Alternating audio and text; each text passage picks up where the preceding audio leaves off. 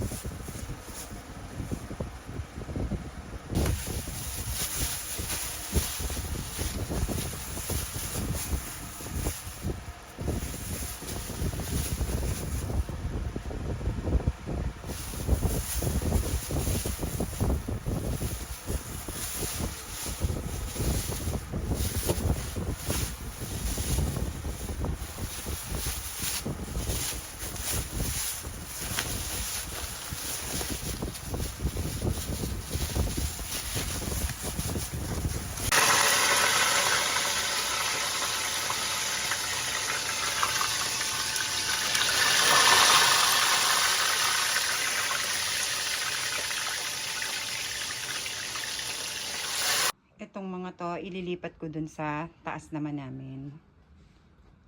Papalitan ko siya ng white. Kasi ito may white ako. Yan, white yung table. Ito, white din.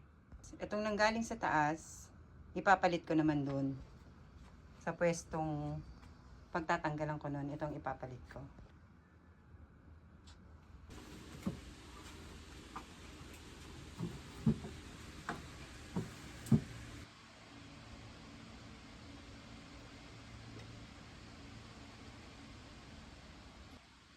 Diyan ko siya ilalagay sa center ng window.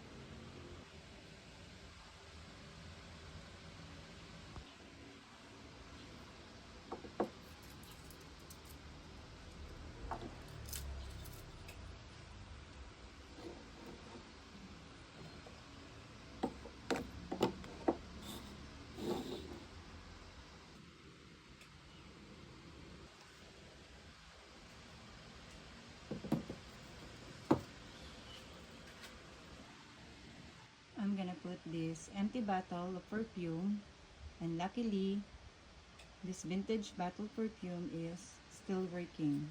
This is the presser.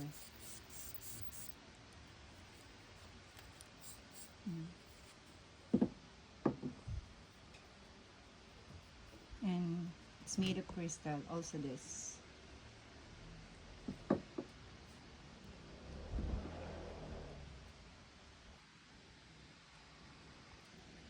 And this two vintage trinket is made of resin. I'll purchase this from Vintage Batik in IG. This is so cute and beautiful. Look.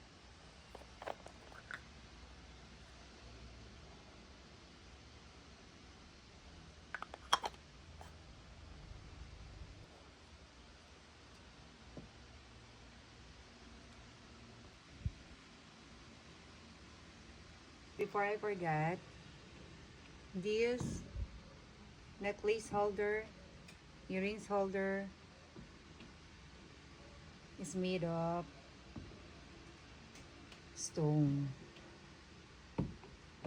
This one is so heavy, and also this. And this is made of resin.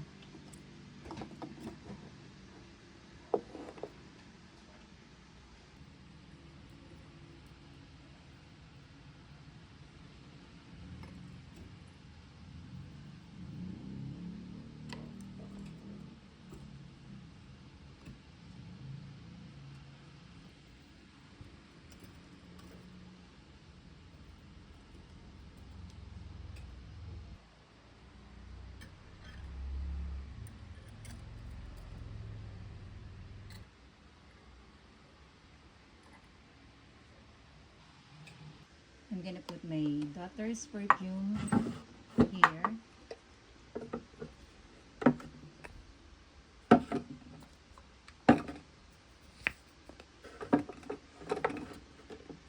This one is so... I love this scent, sparkling champagne. It's so fragrant.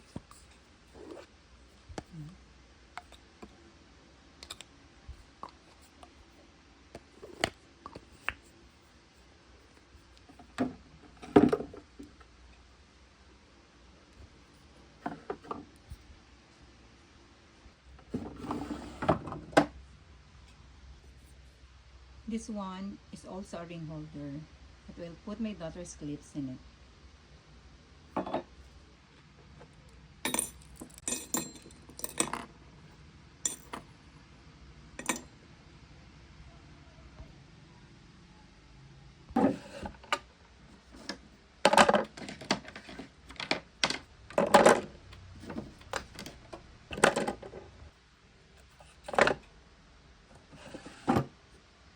There's a lot of space, but there's still a lot of stuff I can put in there.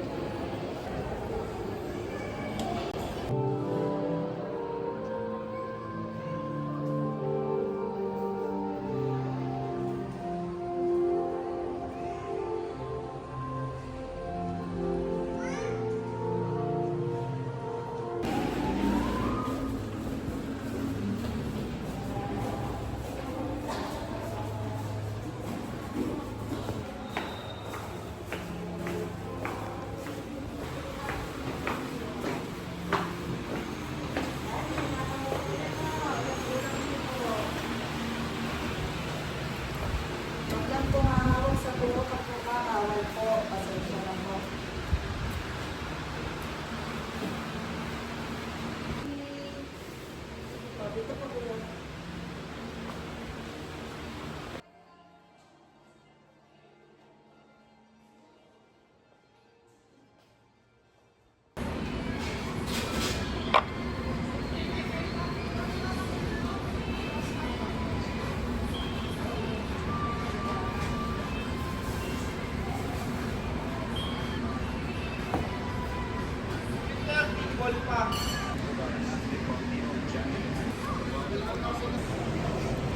gonna show you where we thrifted earlier.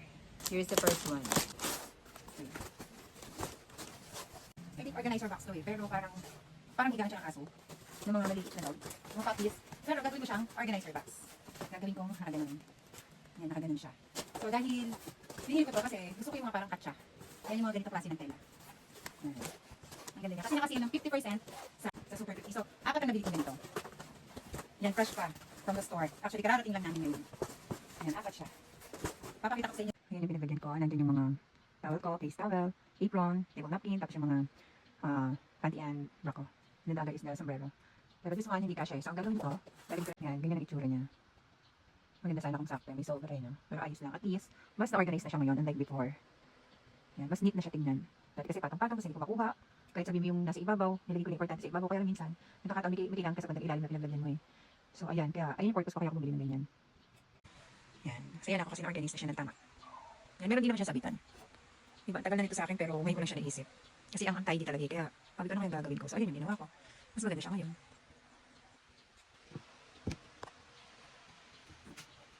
Oops. Eto, may quartz akong bato. Kasi kasi kami sa lantayan. So, may nagustuhan akong grandfather's clock doon. Kaya lang sila eh. 8,000 daw yun. Tapos meron pa ako isang gustuhang wall clock. Sa mga 3,500 daw. Saan ko lang. Yan o, quartz. Yan. Nagkukulit din kasi talaga ako nito. Pero depende sa magugustuhan ko. Yan. Parang nakakala siya. Yan. Diba? Kumikinang-kinang. Yan. Maganda kasi yan sa... Maganda may ganyan kasi sa bahay. Para pang... Hindi ko lang sure ha. Basta ako parang hindi paniniwala ako. Parang siya yung specific ng revive. So ito. Meron kasi kami dito dati. Nabasag. So binili ko lang sa Japan Surplus. Magkano siya isa? 130 to. Pero 110 ko lang nabili. Dalawa na. Yung bag na... Mahilig ko mga clutch bag yung anak ko eh. Yan. Ganda rin naman na nabili niya. Kasi may lagayan ng pictures. Pwedeng lagyan din pera or cards. Tapos yan yung mga alik-alik niya. Pictures. Ganun mo naman. Ang galing niya mamili talaga. Ito ang gusto ko. Ito matagal ako naghahanap ito eh. Hammer. Galing Japan. Pero second hand lang din. Japan Surplus. Diba? Parang magaan lang siya pero hard talaga to. Heavy. Okay lang ako sa bahay. Kasi pag walang lalaki mag-aisip sa bahay namin, so okay lang natin. Ako yung nag-repair. Oops! Ito matagal na ako naghahanap nito. Yan. Gusto ko yung ganitong shape. Yung pang, parang kay Winnie the Pooh na lagayin ng honey niya. Yan. Honey niya. Lagayin ng honey. Yan. Ayan. Nabili ko to ng, magkano sabi niya 180? 150 na lang. Ano, bilit din. Bilit na. Oh, maayos pa. Madumi lang pero maganda pa. Diba? Alam mo sa ibang bansa yung mga vlogger. Sabi sa'yo kahit may dents na, may crack na, binibili nila. Kasi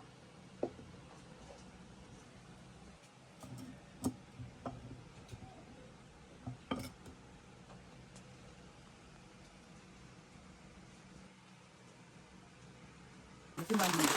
Kung ilang years na nila. Takot nito. Just like yung surplus nito. Kasi dito ako maglalagay ng alkaline water ko. Dahil ang alkaline water kasi, good for 5 days. Kaya dito ako maglalagay. Kaya ganap talaga ako dito.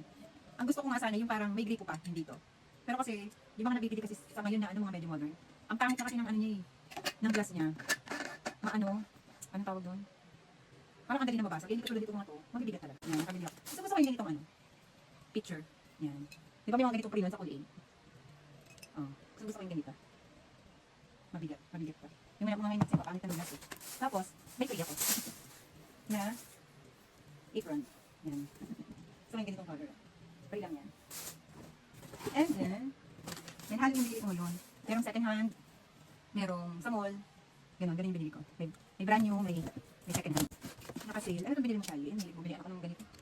Yung correction tape. Nasa, white out ang tawag namin dito eh. Oh. Yan, binila ko naman. Dati itong 200 eh. Gusto ko yung mga ganitong kulay. Yan. Kung may ganito nga lang kulay din na, ano yung kulay ko eh. Wala eh. Tapos nahilig talaga ako sa blue kasi. Kasi sa mga collector, karamihan talaga ang kinukulit nila blue. Tapos yung mga ganitong kulay. So parang matutuwa ako, maganda naman pala tingnan. Pero ako noon pa, blue. Tapos yung binili kong ganito. Naghahanap sa ako yung mas malaki pang bowl, para pag nag-bake ako, at least hindi siya matatapon. Pwede naman na to, kaya lang kulang to eh. Hindi siya sapat. Kahit kalahating kilo ng harina, tatapon, hindi ko pwede. maghahanap ko ng mas malaki talaga. Yan, tatlo yung binili ko. Tatlo siya. Yung isa bibili ko sa mother ko. Bibili yan sa mga ganyan. Siyempre, doon ako nagmana. Bibili ko ng mga ganito. Yan, brand new yun. Nakasale lang. Tapos ito, bumili ng dental floss yung anak ko. Kasi mas maganda naman talaga ang dental floss kaysa sa toothpick. Kailang toothpick, nagkakaroon ng space yung ngipin mo. Hindi ka tulad ng dental floss. Yun lang yung parts na yun ang ano. Tapos, yung books. Nakakita kami ng, okay, ito yung mga books. Ito, binili ko to dahil, pang-display ko lang talaga to. Yan. Pero mga old na talaga, mga vintage na. Yan, kasi yung ibang vlogger na napapanood ko, green naman yung collection nila. So, ako naman parang maiba. Brown na parang maroon. Ayan. Ganyan naman yung gusto ko. Papakita ko sa inyo sa susunod yung gano'n kong ayos ko. Ito pa rin isa. Yung sa mga brown. Yan. Yan. Ang cute na talaga tingnan na. Pag tinayo ko siyang gano'n. Pag tinayo ko siyang gano'n. Oh, diba? Ang ganda. Ang ganda. Ang ganda. Sagay man ang pating lace dito. Tapos lampshade. Diba? Ganda niya. So, ganyan ko lang siya nilagay. Nakapatayo dapat, so ganyan na lang. Nakakita na kami ng Beatrix water. Ayan. Nagkukulit ako niyan sa Beatrix water. Hindi porket pang bata to, ay hindi na pwede sa pang matanda. Ayan. Ayan. Ano rin to? Para ring Bramley Hedge at saka Peter Rabbit. So ayan, nakakita na kami. Madami siyang ilang ano ba to? Pero kulang pa siya. Kulang pa. Hindi siya yung complete set ng Bramley Hedge. Ay, ng Beatrix water. So kulang pa. Ayan. Ito meron na pa isang malaki nito. Si Jemima. Pero si Beatrix Potter din ang sumulat. Ayan. Ito kasi, yung sulat na isa ni Beatrix Potter ay kay The Tale of Mr. Jeremy Fisher. Yan o. Tapos, itong isa, The Tale of Mrs. Ano ito? Zero Mouse. Tapos, ito, The Tale of Benjamin Bunny. Yan. Para siya si Peter Rabbit. Tapos, ito, The Tale of Squirrel Nutkin. Yan, nabili ko lang siya each tag 55. So mahal pa rin kasi maliit lang siya. Pero kung binili mo talaga siya sa mga bookstore, nasa ano rin, sa isang piraso lang ito na siguro sa 150. Ganun. Tapos ito, pag binili mo to sa bookstore, ng brand new, aabutin din ito ng mga 1,000 something. Or 2,000 something, hindi ko rin alam. Pero nabili ko lang siya ng 299. 299 lang. Diba? Ang ganda niya. Ito ay Treasury of Stories, originally created by Beatrix Potter, based on the original stories by Beatrix Potter, with all new illustration. Nandito na lahat. Nandito na lahat. Nakasama rin na siguro. Tapos, ewan ko bakit gusto to ng anak kong si Shai. Hindi naman to si Beatrix Potter. The Beanie Baby Handbook. Hindi ko alam. Bakit? Bakit gusto mo to? Kasi mga plushie pala. Ayan o. Mga plushie. May sense mga binibili nito mga anak. Kaya natutuwa rin ako eh. Tapos to, parang pocketbook. Pero, ano to kay Jeanette Oops, Reflections on the Christmas Story. Ewan ko bakit mamili ko kay Christmas. Mamili ko kay Christmas na naman. Yan. Dito kasi naman niya o. Yung pagkaka-print. Diba? Ang ganda. Pero lahat to ha, vintage to. Vintage na to. Kaya nabili kami ng mga books talaga sa mga second-hand books. Kasi lahat talaga to puro vintage. Ayan, ibang collection din to kay Beatrix Potter. Ito naman, si Mrs. Tiggy Winkle. Diba? Ay, may nakasulat. Ayun o, ayun yung mga magaganda din o. May mga nakasulat. Nakita mo kung sino yung regalo. Tapos may mga message pa. Yung ganun, ayun yung maganda sa second-hand book. Fancy Nancy. Yan o, mahilig siya sa ganitong collection. Meron na siyang isa. Mas medyo thick yun. Tsaka medyo maliit dito. Maganda naman din kasi talaga. Kaya natutuwa ako mahilig sila sa mga books din. Kasi ito kinuha ko lang yung dictionary. Kasi sobrang old na rin. Ayun o. Ang ganda. Meron na makapag kaya hindi ko na kaya. Yung bigat eh. Ayan o. Talagang old na. May mga ano na. Yan. Nabili ko lang siya ng 55 din. Yan. Hindi naman ako bumili para pang-display lang. Kasi gusto rin talaga ng mga anak ko yan. Kinukulit ko. Binabasa naman nila. Kasi ito si Mr. Paddington. Paddington Bear. Ayan. Meron din ako mga figurines niyan. Si Mr. Paddington. Ayan o. Yung mga nakasulat na naman. 300 na naman. Reformanship na naman. Nung nagregalo. Yung nagregalo. O. 3/23, 1979. Ayun o. 1979 pa. Regalo. Galing no? Nakakatuwa. Kasi ito puro sila Disney dito talaga. Yung mga books nila. Ayun. Sa may Winnie the Pooh, may Mickey Mouse. Ayan. Tapos, eto muna ako ng Care Bears. Kasi paborito ko ang Care Bears eh. Ay, kulang siya. Ay, hindi siya kulang. Ayan o, may nakasulat din. Ayan, reformanship na naman siya. Ayan o, Care Bears.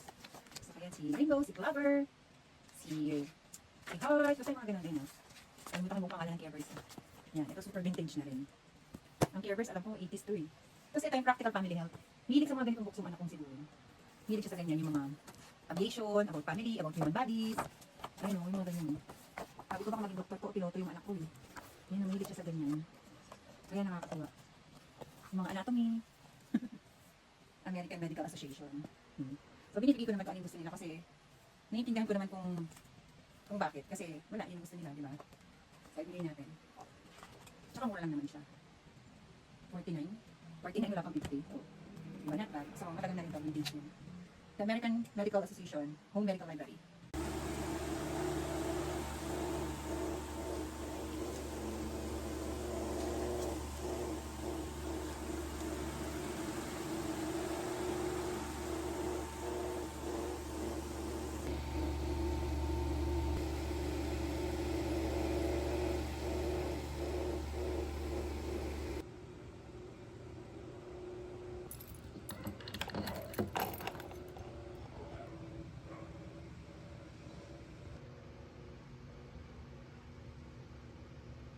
Ayan, may bago akong dumating na box ngayong gabi. Kala ko tapos na ako magligpit ng kalat. May dumating pala ulit. Yay! Excited ako rito kasi magaganda yung laman nito. Vintage din.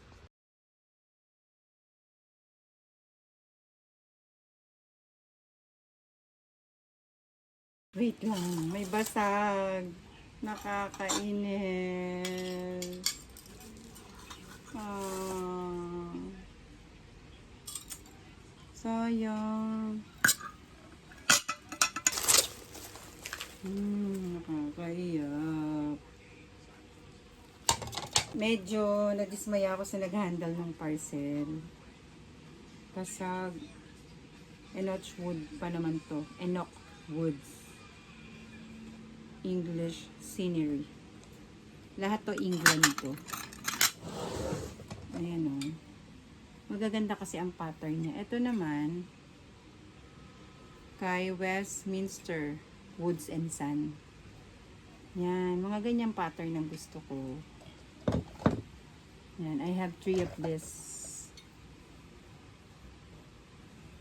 Yan. So, yung partner nito, ayan o. Basag. Sayang. Ito pa naman ang pinakamaganda. Yan o. Sayang. Si Enoch Woods. Enoch or Enoch. Whatever. The Old English.